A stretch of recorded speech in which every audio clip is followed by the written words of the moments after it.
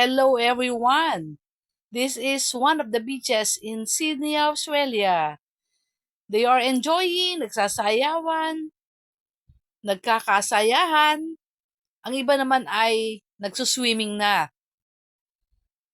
Panahon na para magpunta sa mga beaches sapagkat papunta na sa painit ang panahon. Pasummer na po yan mga kaibigan. So, dito sa video ito, may pakikita pa ako sa inyo mga ibang lugar na kung saan ay napakaganda rin puntahan at makikita ninyo yung mga buildings, talagang ang gaganda. At ang lugar, malinis at makikita ninyo na masyadong busy ang mga tao habang pinapanood nyo ang video ito. Kaya dyan lamang po kayo, sit and relax.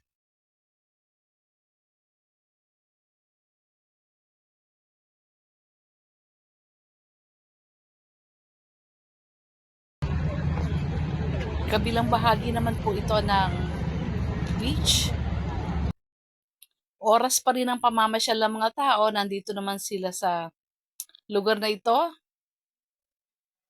Meron diyang kainan, meron diyang nagsa-sightseeing, tinitingnan ng dagat at yung mga sasakyan na yon, sasakyang pandagat.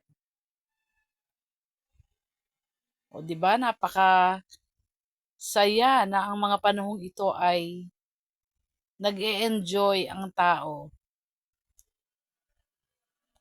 Yan. So, sa kabila ng mayroon siyang dagat, pansinin nyo halos katabi lang naman din ang mga buildings.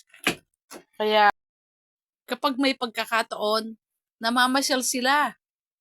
Dahil nga sa sobrang nilang kabisihan, talaga naman, ayan, kita nyo, merong tindahan, oh. Building na ito, ayan, yung akin pong ipinapakita sa inyo. Itong building na to, na para bang pag tinignan mo sa malayo, parang isang diretso lang. Meron pa siyang crown sa tuktok.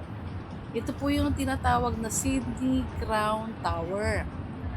Na kung saan, yung pong aking daughter-in-law ay dyan nagtatrabaho. Sa Sydney Crown Tower. Kung titingnan na maliit na building, pero hindi po siya maliit. Malaki po siya at pag pinasok ninyo sa loob, ito po ay hotel. At the same time, meron din po diyang mga pwede kayong gawin sa loob niyan. May mga resort sa loob yan. So, tabi ang Hyatt, ayan.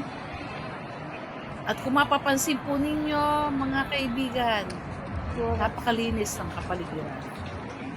Wala kayong makikita ni isang piraso, isang wrapper ng candy sa kalsada. Disiplinado ang mga tao. Nagtatapon sila sa tamang tapunan ng kanilang mga basura. Kahit pinagkainan ng isang pirasong candy. Kaibigan, look at the place.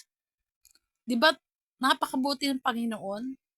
God is really good.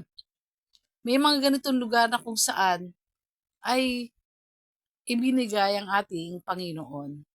Sige po mga kaibigan, until next time, patuloy niyo pong suportahan ang aking channel. God bless everyone!